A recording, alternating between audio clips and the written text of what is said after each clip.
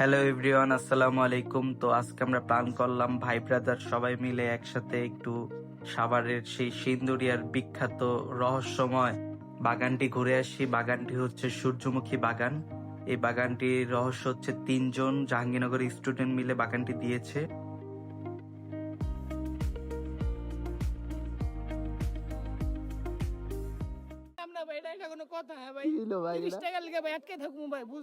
অনেক ক্রাউড ছিল আজকে, প্রচুর পরিমাণে ক্রাউড ছিল, অনেক মানুষ ছিল, বন্ধের দিন।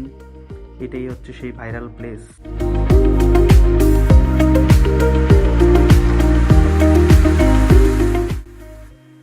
পরে আমরা ভাই ব্রাদাররা মিলে মুড়ি মাখানো খেতে আসছি।